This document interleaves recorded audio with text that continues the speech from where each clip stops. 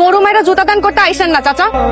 থামে থাম থামে থাম, তুমি বাসা ছেড়ে চলে যাইতেছো? কপালে যা আছে তাই হয়েছে। আমি যাই একটু তোমার সাথে। না না, আম্মা দেখলে অনেক রাগ করবে। ওনারা অনেক দূরে, দেখবে না, আমি চাই না তোমার সাথে। তুমি অন্য একটা রিক্সা নিয়ে আসো। ছোঁয়া, আমি তোমাকে ভালোবাসি, তোমার এই বিপদে তোমাকে একটু হেল্প করতে পারতেছি না, সাথে অন্তত যাই না প্লিজ।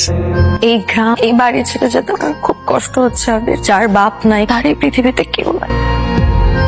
আমি আছি তোমার সাথে সবসময়, নিজেকে কখনো একা ভাববা না। তো আমি একটা জিনিস বুঝলাম না, এত বড় ব্যবসায়ী আমার টাকা দিব কেন? কেন বুঝলা না? উনি ওনার মেয়েরে তোমার সাথে বিয়ে দিতে চায়। আরে আমাকে বিয়ার সময় উনি আসছিল, তখন থেকে তোমার পছন্দ করে রাখছে। আমি এখন বিয়ে শাদী করতে পারবো না। আরে কই যায়, ভাত শেষ করে যা। কত বড় বেয়াদব তোমার ছেলে। সব ঠিক হয়ে যাবে। কষ্টটুকে কেন এভাবে উঠে গেছে তুমি জানো? কেন? তোমার পোলা প্রেম করে, পড়ালেখা করে, তার লগে আরেকটা মেয়ে আছে, একই লগে পড়ে দুইজন। চাচা, আমার কাছে কয়েকটা সাবান আছে, একটু দেখবেন? খুবই ভালো সাবান, একবার দেখে নেন। সরি, অনেক দেরি করে ফেলছি। এগুলো তোমার জন্য। তোমার ওই আকাশ কালো চুল, খোপায় গোজা ঝুমকো জবা, মাতাল হাওয়ায় উড়বে যখন চুল, একটু আটটু না হয় করবো আমি ভুল। একটু ভুল করবা তো কি ভুল করবেন আপনি? আচ্ছা, আজকে আমি উঠি, সারা দিন বাইরে ছিলাম, ক্লান্ত লাগতেছে। আচ্ছা শোনো, এই টাকাটা রাখো। কিসের টাকা?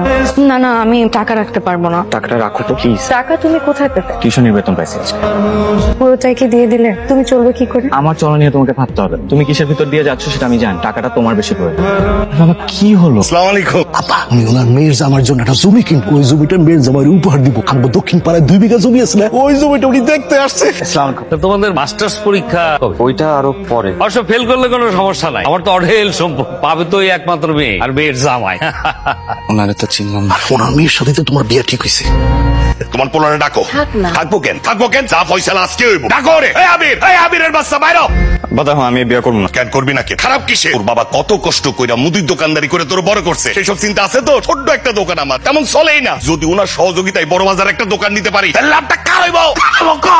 তোমার লাইফটা সেটেল হয়ে যাবে। উনি বলছে দরকার হলে 20-50 লাখ টাকা দিতে কোনো অসুবিধা নাই। উনি একটা ভালো জামাই চাই, ভালো একটা ছেলে চাই, ব্যাস। এমন কি আমাকে বিয়াতে যে খরচ পাতি হবো এটা দিতে উনি রাজি আছে। শোন ভাই, মায়েরা কিন্তু দেখতে এত খারাপ না, ভালো আছে। কই ভালো? হ্যাঁ কালো, এই মোড়া, আবার শুনছি পায়ের মধ্যে নাকি কি সমস্যা হয়েছে। এই তুমি চুপ করতাম না? তুমি সব জায়গায় বেশি বেশি কথা কও। কিসের সমস্যা? এটা কোনো সমস্যা? আরে পায়ে একটা খুঁত মাত্র। আরে খুঁতের বিনিময়ে যে তোমার কি দিতেছে এটা তো দেখতেছো না। যা দিতেছে তোমার 10 পুরুষ বয়া বয়া খাইতে পারবো সারা জীবন। আর এই বাপের মতো কষ্ট করে ওই মুদির দোকানে বয়া থাকেন লাগবো না তো। আইসে খুদ ধরতে। আর মোটা আর কালো কইতেছে তো, মোটা আর কালো মেয়েরা কি সংসার করে না? খালি সুন্দর মেয়েরাই সংসার করে। আচ্ছা তোমরা কি আমার বিয়া দিতেছো নাকি আমার বিক্রি করে দিতেছো? কত মায়া লোকের মতো কথা কইস না। ওরা এসব জামাইরে গিফট করবো। দেখেন আব্বা, আমি এই বাসা ছেড়ে চলে যাবো, তাও আমি বিয়া করব না। শ্যালক বাবু, মানে আমি না বুঝতেছি না, তোমার মাথা কি কিছুই ধরে না? তোমার আব্বার জন্য একটু চিন্তা হয় না? তোমার বাবার দিকে চায় দেখো না, তার জন্য একটু করুণা হয় না, মায়া হয় না?